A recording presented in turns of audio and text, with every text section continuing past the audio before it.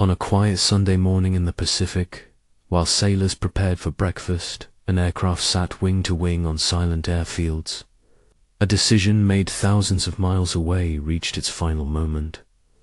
In less than 2 hours, an empire would gamble its future on surprise, and a nation would awaken to a war that would reshape the world. In the first decades of the 20th century, Imperial Japan transformed from a regional power into a modern military state. Victory over Russia at sea and participation in the First World War convinced many Japanese leaders that strength and technology could overcome older empires. Beneath this confidence, however, lay a fundamental weakness. Japan possessed few natural resources and depended heavily on foreign supplies to fuel its industries and armed forces. The global economic crises of the late 1920s struck Japan with particular force. Factories closed, banks collapsed, and unemployment spread. As civilian leaders struggled to respond, military factions gained increasing influence. Expansion, they argued, was not merely ambition but necessity. Without access to oil, iron, and strategic materials, Japan could not survive as a great power. In September 1931, Japanese officers staged an incident along a railway in Manchuria and used it as justification for invasion. Within months, the region fell under Japanese control and was reorganized into a puppet state. International condemnation followed, but meaningful intervention did not. The lesson absorbed in Tokyo was clear. Aggression carried few consequences. War expanded in July 1937 after clashes near the Marco Polo Bridge. What began as a limited confrontation became a full-scale invasion of China. Japanese forces captured major cities and transportation networks, yet failed to force a decisive surrender. Instead, the conflict became a prolonged and brutal war of occupation. Reports of mass killings and atrocities filtered abroad, hardening foreign opinion against Japan. Throughout these years, Japan relied on imported oil, most of it purchased from the United States. As the war in China dragged on, American leaders grew increasingly alarmed. Economic sanctions were introduced in stages, restricting the export of strategic materials. When Japanese troops occupied southern Indochina in mid-1941, Washington froze Japanese assets and cut off oil exports entirely. The embargo placed Japan in an existential crisis. Military planners calculated that existing oil reserves would be exhausted within a few years. Withdrawal from China was discussed, but rejected by the army as dishonorable and strategically unacceptable. Diplomats continued negotiations with the United States, yet neither side would abandon its core demands. Within the Japanese high command, a grim conclusion took hold. If war with the United States was inevitable, it must begin with a decisive blow. Admiral Isoroku Yamamoto proposed a surprise attack against the United States Pacific Fleet at Pearl Harbor. The objective was not conquest, but time, by crippling American naval power. Japan hoped to secure resource-rich territories in Southeast Asia before the full weight of American industry could be brought to bear. In the final days of November 1941, far from the attention of diplomats, and distant from the shipping lanes of the Pacific, a powerful Japanese naval force prepared to move. In cold northern waters, where winter storms and heavy seas offered concealment, aircraft carriers assembled in silence. Their presence marked the culmination of years of planning and months of intense preparation. This was not a routine deployment. It was the opening movement of a gamble that would determine the fate of an empire. Orders were issued with absolute clarity. Once underway, the task force would maintain complete radio silence. No signals were to be transmitted, no reports sent, no acknowledgements received. Commanders understood that a single careless transmission could reveal their position and doom the entire operation. The fleet would vanish into the vastness of the Pacific, relying on distance, weather, and discipline to remain undetected. The carriers sailed accompanied by cruisers, destroyers, and support vessels, forming a balanced force capable of offense and defense. Each ship carried a specific responsibility, from air operations to screening against submarines. Together, they represented the concentrated striking power of the Imperial Japanese Navy. Never before had so much naval aviation been assembled for a single coordinated blow, below decks and across flight decks. Aircraft crews continued their final preparations.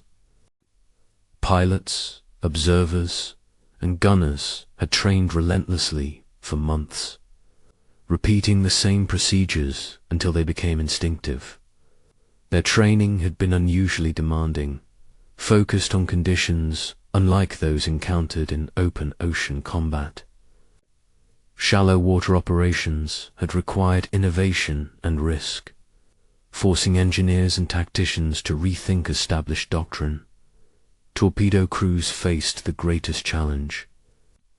Standard naval torpedoes were designed to dive deep after release, a deadly flaw in a confined harbor. Through trial and error, modifications were developed to stabilize their descent.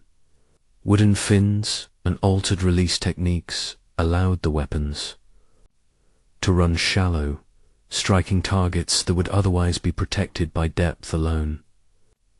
Practice runs were conducted again and again, until crews could release their torpedoes with confidence, skimming low over the water before pulling up at the last moment. Dive bomber units trained for precision, attacks against stationary ships. Crews memorized silhouettes, deck layouts, and armor schemes. They studied photographs and reconnaissance reports, learning the exact positions of moorings and the orientation of battleships at anchor. Timing was rehearsed to the minute, with each wave assigned specific targets and attack paths. There would be no opportunity for correction once the assault began. Fighter pilots prepared for a different mission. Their task was to seize control of the air, to sweep aside any resistance before it could organize. They trained to attack aircraft on the ground as well as in the air, rehearsing strafing runs against airfields and hangars. Speed and coordination were emphasized, for the success of the entire operation depended on preventing an effective response. Throughout the force, secrecy was enforced with uncompromising severity. Sailors were told only what they needed to know. Letters home were restricted. Maps were issued shortly before departure and collected after review. Even among senior officers, details were compartmentalized. The destination was spoken of in general terms, never named aloud. The unspoken understanding was that the mission would be dangerous, but its purpose remained concealed until the final moment. As the fleet steamed eastward, daily life aboard ship followed a disciplined routine.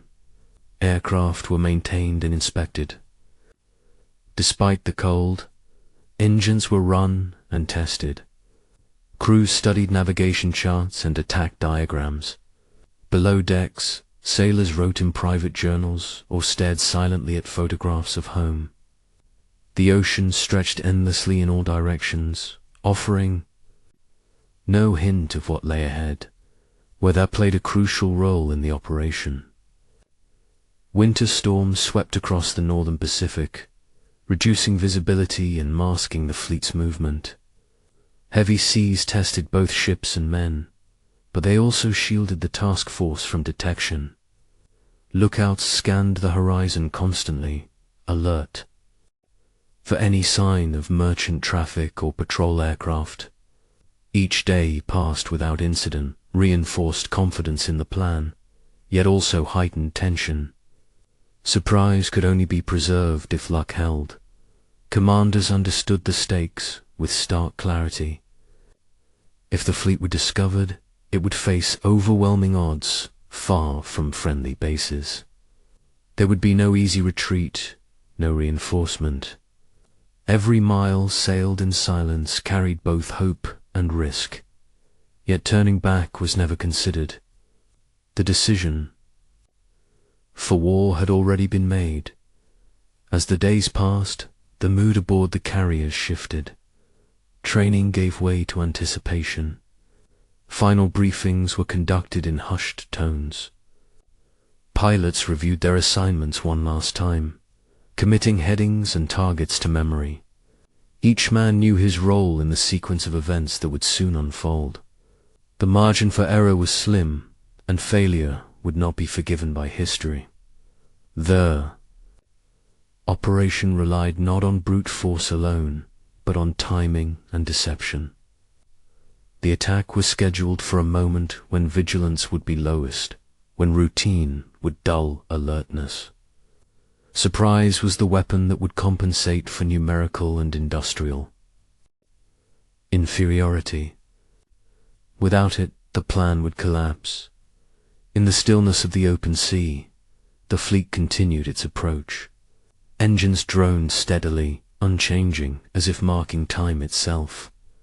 No enemy appeared, no alarms were sounded. The vast Pacific absorbed the task. Force without trace. By the time the carriers reached their launch position, the point of no return had been crossed. Aircraft were moved onto decks and secured.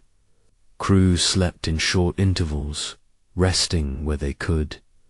The final night passed in near silence, broken only by the sound of wind and waves against steel hulls. Every element was now in place. Months of preparation, years of ambition, and decades of strategic rivalry converged in that moment. The success of the operation depended on precision, discipline, and the continued absence of discovery.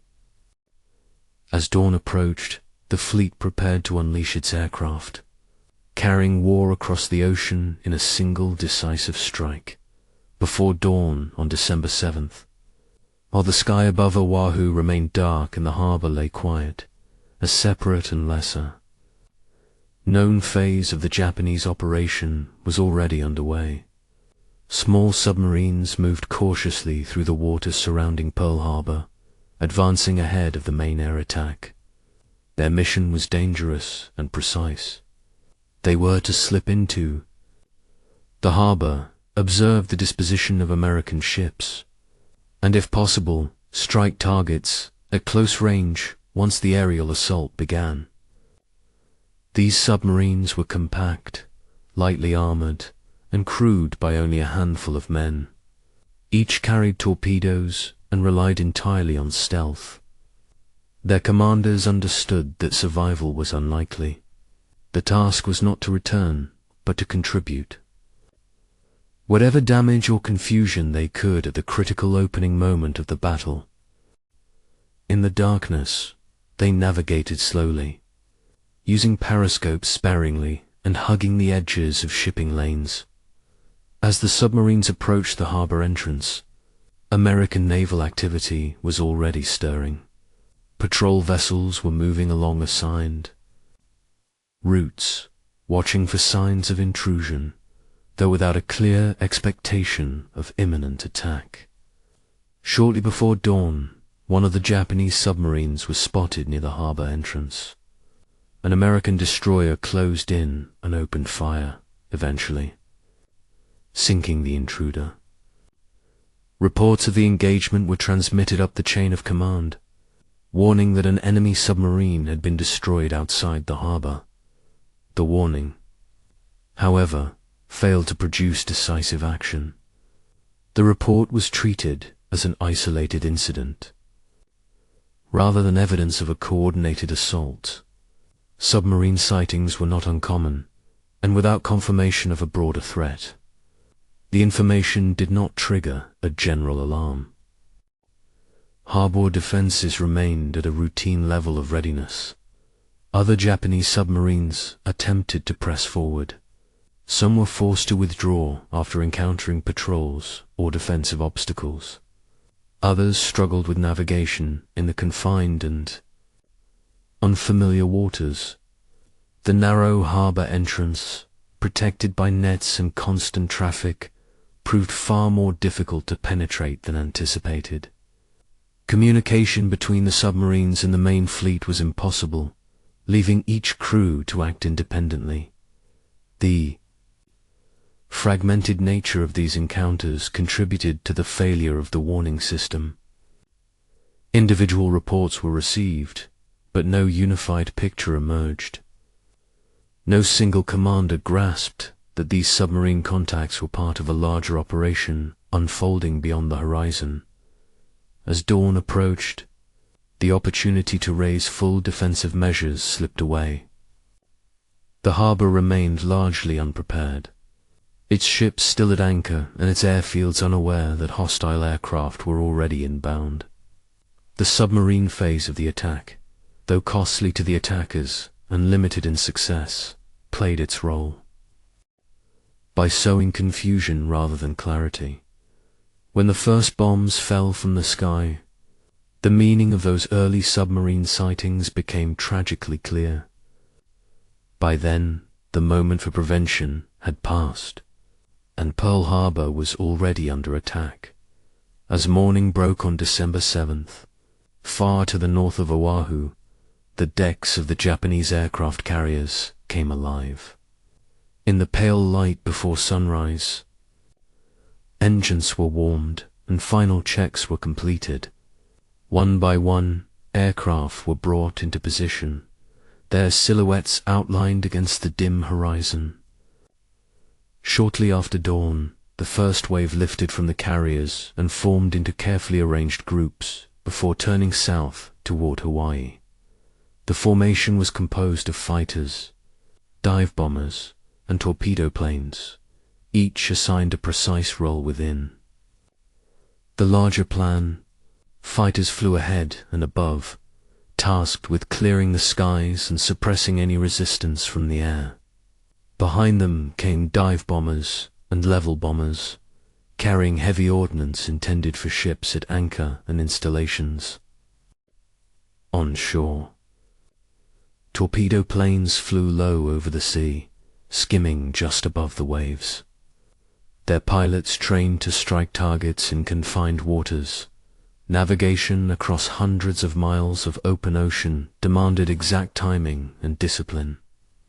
Pilots followed predetermined headings, maintaining radio silence as they closed the distance to Oahu. The vast Pacific below offered no landmarks, only an unbroken expanse of water. Each crew relied on compass bearings, formation flying, and rehearsed procedures to reach the target areas simultaneously. As the aircraft approached the island, the American base remained in its early morning routine. It was Sunday, a day of reduced activity. Sailors prepared for breakfast aboard ships anchored in the harbor. Airmen at nearby fields carried out routine inspections, unaware that enemy aircraft were already descending toward them. The atmosphere was calm, shaped by habit and the assumption of safety far from the front lines of war. On the ground, warning signs went unrecognized. Radar operators detected incoming contacts, but the information was misinterpreted and dismissed as friendly aircraft expected from the mainland. No general alert was issued. Anti-aircraft batteries remained unmanned or partially staffed, and ammunition was still secured in storage. Moments later, the attacking aircraft emerged from the clouds and over the coastline. The element of surprise had been preserved. American sailors and airmen, caught between routine and disbelief, had no warning that war had already begun. Shortly before 8 in the morning, the calm of Pearl Harbor was shattered without warning. From the clear sky above, bombs and torpedoes descended almost simultaneously, striking ships and shore installations with devastating force. The attack came so suddenly that many sailors initially believed it to be a drill, until explosions tore through steel hulls and flames rose into the air. Battleships anchored along the harbor were hit in rapid succession. Torpedoes slammed into their sides at close range, ripping open holes below the waterline. Armor-piercing bombs plunged through decks before detonating deep inside the ships.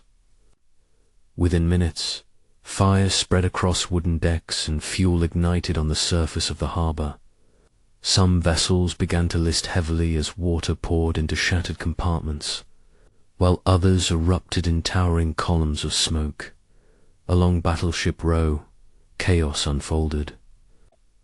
Crews rushed to their stations as alarms sounded and orders were shouted through thickening smoke. Damage control teams fought to contain flooding and fire, often in darkness as power systems failed. In one catastrophic moment, a battleship suffered a massive internal explosion when its forward magazines detonated, killing hundreds of men instantly and tearing the ship apart. Debris rained down across the harbor as the vessel burned and sank. At the same time, Japanese aircraft struck American airfields across the island. Aircraft were parked wing to wing on open tarmacs, arranged that way to prevent sabotage rather than aerial attack. The concentration made them easy targets. Bombs exploded among the rows of planes, and fighters swept low, strafing hangars and runways. Aircraft were destroyed where they stood, many bursting into flames before their crews could reach them. The loss of these planes ensured that American air resistance was crippled in the opening moments of the battle. Anti-aircraft defenses struggled to respond. Many guns were unmanned or lacked ready ammunition. Crews raced to unlock storage rooms and carry shells by hand to their positions. Power systems had to be brought online under fire, delaying the coordination of defenses. When guns finally opened up, the sky filled with smoke and bursts of flak. But the response came too late to prevent the initial devastation. Across the harbor and airfields, confusion and disbelief gave way to grim realization. This was no exercise. Pearl Harbor was under full-scale attack, and the United States was suddenly at war.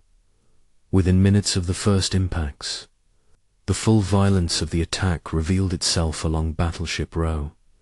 Explosions ripped through the anchored ships with terrifying speed, each blast striking before crews could fully comprehend what was happening. Steel hulls shuddered as bombs penetrated decks and detonated deep inside, tearing through compartments where sailors had only moments earlier been eating breakfast or preparing for inspection. The harbor echoed with thunderous shockwaves as successive strikes landed almost without pause. Flames burst outward from shattered superstructures, and columns of fire leapt into the air. The orderly line of battleships, symbols of American naval power in the Pacific, became a series of burning targets locked in place, unable to maneuver or escape. Each ship was isolated, fighting its own battle for survival amid chaos and confusion. One battleship suffered the most devastating blow of the morning. A bomb plunged through its deck and reached the forward magazines, where large quantities of ammunition were stored. The resulting explosion was catastrophic. The blast tore the ship apart from within, releasing a force so powerful that it lifted massive sections of steel into the air. In an instant, more than 1,000 men were killed. Many were vaporized where they stood. Others were crushed or trapped as the structure of the ship collapsed around them. The explosion was heard across the island, and a towering cloud of smoke and flame rose skyward, marking the moment as one of the deadliest single incidents in United States naval history. Debris rained down across the harbor. Twisted metal, fragments of deck plating, and personal belongings scattered onto neighboring ships and into the water. Survivors on nearby vessels were knocked to the ground by the shock wave, stunned by the violence of the blast. For a brief moment, the harbor fell into an eerie silence, broken only by the crackling of fires and the cries of the wounded. Around the shattered wreck, other battleships fought desperate battles against fire and flooding. Torpedo hits below the waterline tore open hulls, allowing seawater to rush into engine rooms and compartments. Crews struggled to counter the flooding by sealing hatches and activating pumps, often working in darkness as power systems failed. In many cases, the damage was too severe. Water spread faster than it could be contained, and the ships began to list dangerously. Some vessels rolled slowly onto their sides, capsizing where they lay. Sailors trapped inside pounded on steel walls in a desperate attempt to signal for help as the ships overturned. Rescue efforts began almost immediately, with men using cutting, torches and tools to reach those still alive. In some cases, voices were heard for days after the attack, a haunting reminder of the cost paid below the waterline. Other ships remained upright, but burned uncontrollably. Bomb strikes ignited fuel stores and ammunition, creating fires that spread rapidly across decks and into lower compartments. Thick black smoke poured from shattered structures, reducing visibility to almost nothing. Firefighting efforts were hampered by damaged water mains and the continued threat of additional attacks from the air. Sailors formed bucket brigades, dragging hoses through debris and wreckage, determined to save what they could as the fires raged. Oil poured into the harbor from ruptured fuel tanks and torn pipelines. A dark slick spread across the water, coating everything it touched.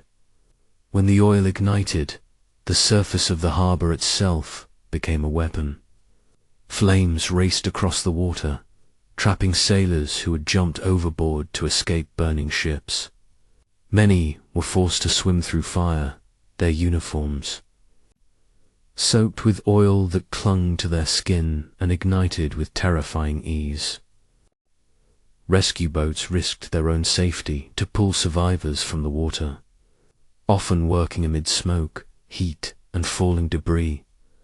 Above the harbor, smoke rose in thick columns that merged into a vast cloud visible for miles.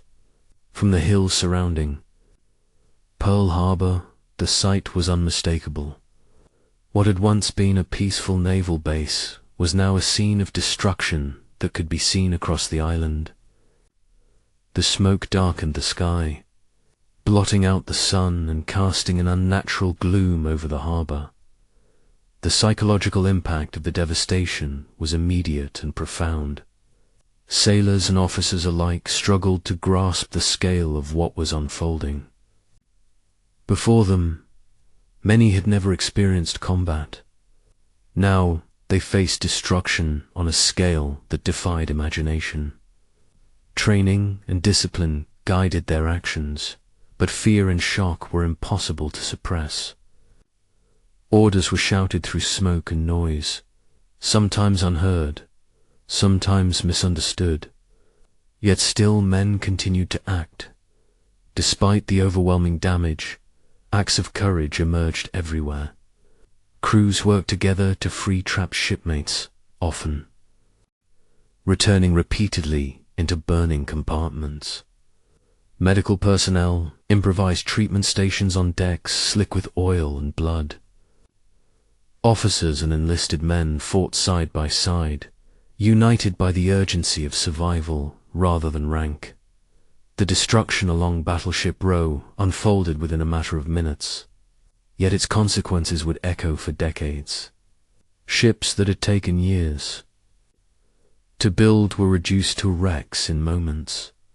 Thousands of lives were lost or irrevocably changed before the morning was over. The harbour itself was transformed into a battlefield marked by fire, smoke, and shattered steel. As the smoke continued to rise and fires burned unchecked, the reality of the attack became undeniable. Pearl Harbor was no longer a distant outpost of peace. It was now the epicenter of a nation at war, and the devastation along Battleship Row stood as the clearest and most brutal symbol of that transformation. After the withdrawal of the first attacking wave, the battle over Pearl Harbor did not pause. Even as smoke rose from burning ships and airfields, a second wave of Japanese aircraft was already approaching the island. These pilots flew into a vastly different battlefield than the one encountered by the first attackers. Surprise had been achieved, but it was no longer complete. American forces were now aware that they were under attack, and the response, though still disorganized, was beginning to take shape. As the second wave reached Oahu, anti-aircraft fire intensified across the harbor and surrounding installations. Guns that had been silent during the opening moments were now fully manned. Ammunition was stacked beside gun crews, and firing orders were shouted with urgency. Tracer fire arced into the sky, filling the air with bursts of smoke and steel. The harbor, once caught unaware, had become a zone of active resistance. The objectives of the second wave differed slightly from those of the first. While the initial assault had focused on achieving shock and disabling the battleships and air power on the ground, the follow-up attack aimed to deepen the damage. Aircraft were assigned to strike ships that remained afloat, airfields that still showed signs of activity, and installations that supported the operation of the base. Repair facilities, hangars, and barracks became targets as the attackers sought to cripple Pearl Harbor's ability to recover. Dive bombers descended through clouds of smoke, lining up on ships already damaged or attempting to escape the harbor. Bombs struck decks, weakened by earlier hits, punching through armor and igniting new fires. Crews below decks struggled to contain flooding and flames, while additional explosions rocked their vessels. Each new impact compounded the damage, turning manageable crises into fatal ones. Fighters swept low over airfields and installations, strafing gun positions, hangars, and personnel caught in the open. Runways were cratered, and remaining aircraft were destroyed or damaged beyond immediate use. The intention was clear: prevent any meaningful American air response and deny the defenders the ability to regroup or counterattack. American resistance, though still improvised, grew fiercer by the minute. Anti-aircraft crews adjusted their aim and firing patterns as they gained experience. Some guns were knocked out by strafing or bomb hits, while others continued firing until barrels overheated. Individual acts of determination became increasingly common as sailors and soldiers fought back with whatever weapons were available. Losses among the attackers began to mount. Japanese aircraft, now flying into a sky thick with flak and small arms fire, were hit and damaged.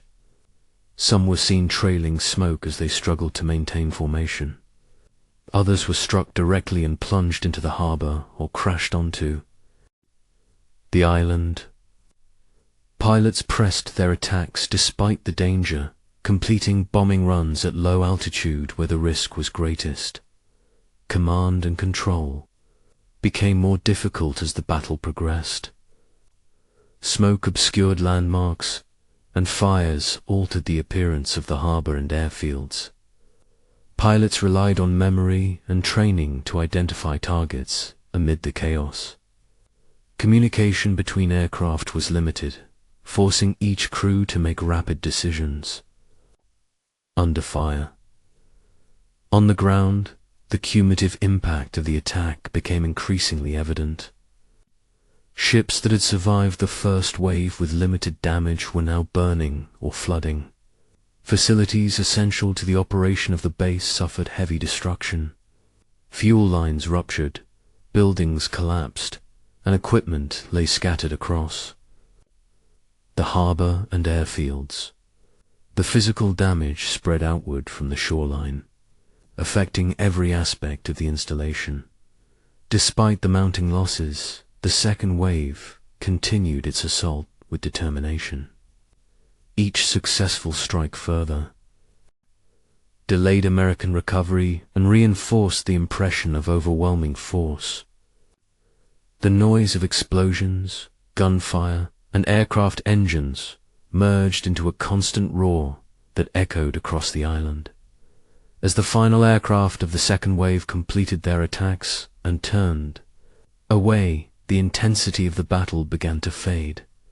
Less than 2 hours had passed since the first bombs fell, yet the scale of destruction was immense.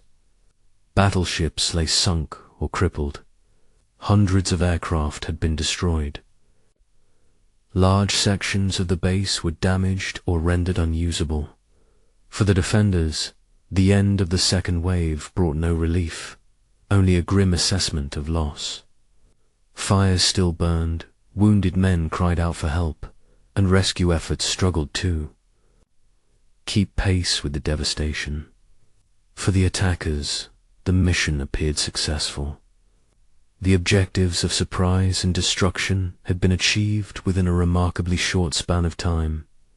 Yet, even as the damage stood plain to see, the limitations of the attack were already apparent. Critical facilities remained intact. American aircraft carriers were still absent from the harbor. The second wave, like the first, had struck hard but not decisively.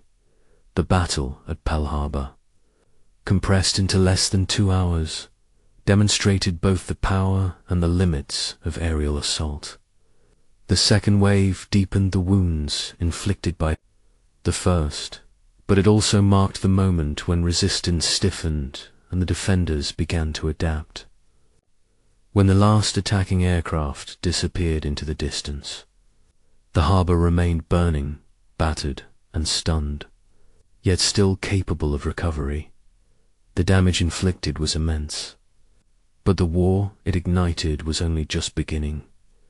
Despite the scale of destruction inflicted upon Pearl Harbor, the outcome of the attack was defined as much by what survived as by what was destroyed.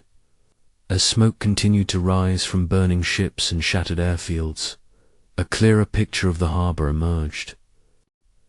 Amid the wreckage, several critical elements of American naval power remained intact, shaping the course of events that would follow. Most striking was the absence of American aircraft carriers. The primary targets of the attack had been battleships, long regarded as the core of naval strength. Yet the carriers, which represented the future of naval warfare, were not present in the harbor that morning. Their absence was not the result of Japanese oversight, but of circumstance. On that day, the carriers were at sea, conducting routine operations away from Pearl Harbor. As a result, they escaped the destruction that befell the battleship fleet. The significance of this absence could not be overstated. While battleships could be repaired or replaced, aircraft carriers were essential for projecting air power across the vast distances of the Pacific. Their survival ensured that the United states retained a mobile striking force capable of responding to Japanese advances. What had been intended as a crippling blow to American naval power was therefore incomplete. Equally important was the survival of Pearl Harbor's logistical and industrial infrastructure. Fuel storage facilities, which held vast reserves of oil, remained largely untouched. These tanks represented the lifeblood of naval operations in the Pacific. Had they been destroyed, the harbor would have been rendered unusable for months, forcing American forces to retreat thousands of miles to alternative bases. Instead, the few reserves remained available, allowing ships that survived the attack to refuel and return to service with remarkable speed. Repair yards and dry docks also escaped serious damage, though surrounding areas were scarred by bomb craters and fires. The essential facilities needed to salvage and repair damaged vessels remained functional. Within days, crews began the arduous task of raising sunken ships, patching holes, and restoring power. Vessels thought lost were gradually returned to service, a testament to the resilience built into the base. The Japanese attack plan had emphasized speed and shock rather than systematic destruction of infrastructure. Pilots were instructed to focus on ships and aircraft, targets that promised immediate and visible results. As a consequence, installations that did not present themselves as obvious targets from the air were spared. The survival of these facilities would prove decisive in the months ahead. As the second wave concluded and Japanese aircraft withdrew, commanders aboard the carriers assessed the situation. Reports from returning pilots painted a picture of significant success. Battleships were burning or sunk. Airfields had been heavily damaged. American defenses had been caught unprepared. Yet uncertainty loomed. Information about the location of American carriers remained elusive, and the extent of damage to infrastructure was not fully known. The possibility of a counterattack weighed heavily on the Japanese commander. American aircraft carriers, if nearby, could launch strikes against the carrier force. Submarines posed another threat, particularly as the element of surprise had now been lost. The longer the Japanese fleet remained in the area, the greater the risk became. Weather conditions and fuel considerations added to the danger. The carrier force operated at the extreme limits of its logistical reach. Any delay increased vulnerability. Damage sustained by Japanese aircraft during the second wave also reduced the strength available for further operations. Losses among experienced air crews, though limited, were irreplaceable. Within the command structure, debate centered on whether to launch a third wave. Some argued that another attack could destroy fuel storage tanks and repair facilities, delivering a decisive blow. Others cautioned that the risks outweighed the potential gains. Without accurate intelligence on American carrier movements, and with defenses now alert, the chance of heavy losses was real. Ultimately, caution prevailed. The primary objective had been achieved. The Pacific Fleet had been dealt a severe blow, and the element of surprise had been exploited to the fullest extent possible. Prolonging the operation could jeopardize the very carriers upon which Japan depended for future campaigns. The order to withdraw was given. Japanese aircraft were recovered aboard their carriers, and the task force turned northward, retracing its path across the Pacific. As the fleet departed, Pearl Harbor remained behind them, battered but not destroyed. For the defenders, the realization of what had survived became a source of determination. Though the losses were immense, the foundation of American naval power in the Pacific endured. Fuel flowed. Repair work began. Surviving ships were refitted and returned to service. The carriers that had been absent would soon become the spearhead of American operations. In the days that followed, the strategic implications of the withdrawal became clear. Japan had won a tactical victory, but failed to deliver a decisive strategic defeat.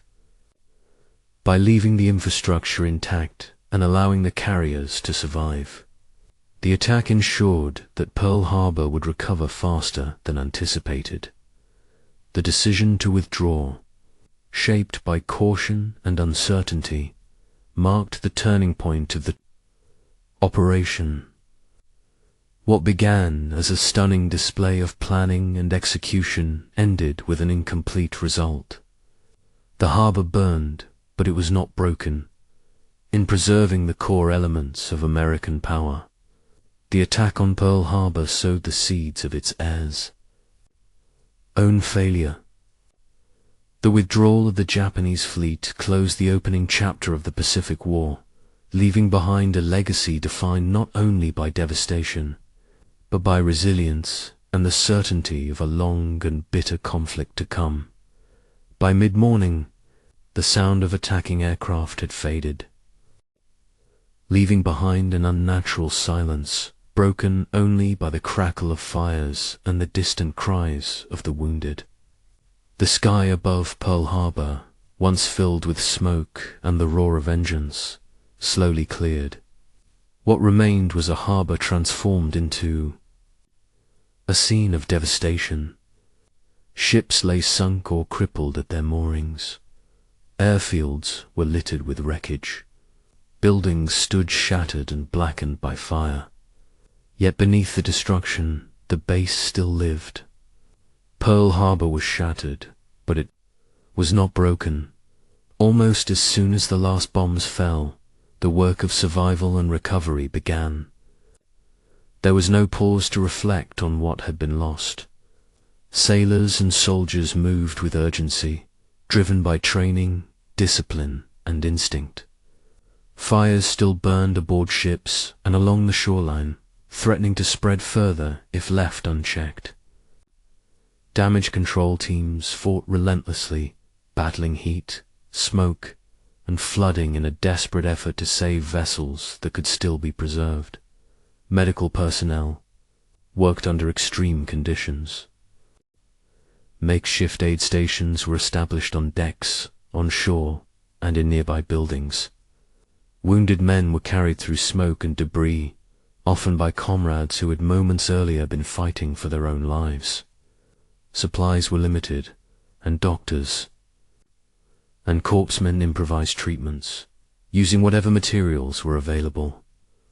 The scale of casualties was overwhelming, yet care continued without interruption. Rescue efforts intensified around capsized and sunken ships. Tapping sounds were heard from inside overturned hulls, signaling survivors trapped below the waterline. Crews organized cutting teams, using torches and tools to reach those still alive. Each rescue carried the risk of flooding or fire, but the effort continued regardless. In some cases, men were pulled out hours after the attack, exhausted and injured but alive. On the water, small boats moved through oil slicks and debris, retrieving survivors and ferrying supplies. The harbor itself remained dangerous. Burning fuel floated across the surface, and submerged wreckage threatened to tear open hulls. Yet the movement never stopped. The priority was clear. Save lives first. Secure what remained. Prepare for what might come next. Within hours, command structures began to reassert control. Officers assessed damage and organized repair efforts. Communications were restored where possible. Reports were compiled and forwarded, painting a clearer picture of the disaster. The full scale of the losses became apparent only gradually, As smoke cleared and wreckage was examined in detail, despite the devastation, signs of resilience were evident everywhere. Power was restored to key areas. Water lines were repaired. Airfields began clearing runways of debris, even as wrecked aircraft still smoldered nearby. The base remained operational, if severely wounded. Pearl Harbor had absorbed a tremendous blow, but it had not been rendered helpless. News of the attack spread rapidly beyond Hawaii. Radio broadcasts carried the first reports to the mainland, shocking a nation that had not yet fully accepted the reality of global war. Initial confusion gave way to anger and resolve. The scale of the attack and the loss of life left no room for hesitation. Public opinion shifted with unprecedented speed. Within days, the United States mobilized for war. Political divisions that had dominated earlier debates faded in the face of a shared sense of purpose. Industry began its transformation almost immediately. Factories that had produced civilian goods shifted toward military output. Shipyards expanded operations, working around the clock to build and repair vessels. Training programs accelerated. As new recruits flooded into the armed forces, at Pearl Harbor itself, recovery work continued without pause. Salvage operations were planned with careful precision. Ships once thought lost were examined for possible repair. Holes were patched. Compartments were drained. Cranes and pumps worked continuously as wrecks were slowly raised from the harbor floor. Each vessel recovered represented not only material strength, but a symbol of determination. The emotional impact of the attack lingered long after the fires were extinguished. Survivors carried the memory of the morning with them, marked by the loss of friends and the sudden violence of war. Yet these memories also hardened resolve. The attack had transformed Pearl Harbor from a peaceful base into a symbol of national endurance. As days passed, the harbor began to change. Smoke gave way to the sounds of construction and repair. Wreckage was cleared. Flags were raised. Life, though altered, continued. The base that had been attacked now served as a forward point for a growing war effort. The attack that ended by mid-morning had lasting consequences far beyond those hours. It reshaped strategy, accelerated innovation, and committed a nation fully to conflict. What had begun as a surprise assault intended to paralyze American power instead triggered a response of unprecedented scale. Pearl Harbor stood as proof that destruction did not guarantee defeat. Though battered and scarred, it remained a functioning harbor, a vital link in the Pacific, and a rallying point for a nation at war. The attack was over, but its meaning was only beginning to unfold. Within hours, emergency repairs had begun. Within days, a nation had risen to fight. And from the wreckage of that morning emerged the determination that would carry the United States through the long and bitter struggle ahead. What Japan had intended as a strategic shield became, instead, a catalyst of historic consequence. The planners of the attack believed that a sudden and overwhelming blow would paralyze American resolve. By destroying the fleet at anchor and demonstrating decisive power, they hoped to erect a protective barrier behind which Japan could expand and fortify its positions across the Pacific. The assumption was clear. Shock would breed hesitation. Loss would weaken will. Time gained would secure victory. The opposite occurred. The attack on Pearl Harbor produced a reaction unlike anything Japanese leaders had anticipated. Rather than dividing opinion or encouraging restraint, it unified the American public with extraordinary speed and intensity. In cities, towns, and rural communities across the nation, disbelief gave way to anger, and anger hardened into resolve. The sense of distance that had once separated the American mainland from the wars raging overseas vanished overnight. The conflict was no longer abstract or distant. It had arrived without warning, striking a symbol of national security and killing thousands of servicemen in a single morning. The emotional impact was profound. Families listened to radio reports in stunned silence. Newspapers filled their front pages with images of burning ships and rising smoke. The names of Pearl Harbor and Hawaii entered the national consciousness as symbols of loss and outrage. Political arguments that had dominated public discourse before the attack quickly faded. Questions of intervention versus isolation were swept aside by a shared recognition that the nation was under attack and must respond. This unity was not imposed from above. It emerged organically, driven by a collective sense of violation and duty. Volunteers flooded recruitment centers. Workers pledged longer hours. Civic organizations mobilized to support the war effort. The attack created a moral clarity that few events in history have achieved. The conflict was no longer debated. It was accepted as necessary. Within government and military leadership, the implications were immediate. Strategic priorities shifted with remarkable speed. Decisions that might once have required months of deliberation were made in days. Authority was consolidated. Resources were redirected. Planning accelerated. The machinery of the state, long capable but restrained by political caution, now moved with singular purpose. The industrial response was equally decisive. Factories that had produced automobiles, appliances, and consumer goods were converted to manufacture weapons, vehicles, and aircraft. Shipyards expanded at a pace that astonished even seasoned engineers. New facilities were built. Old ones were enlarged. Production schedules were tightened, and innovation was encouraged rather than constrained. Efficiency became a national mission. This mobilization was not merely a matter of quantity. It was characterized by adaptability and scale. Designs were refined. Processes were standardized. Output increased month by month.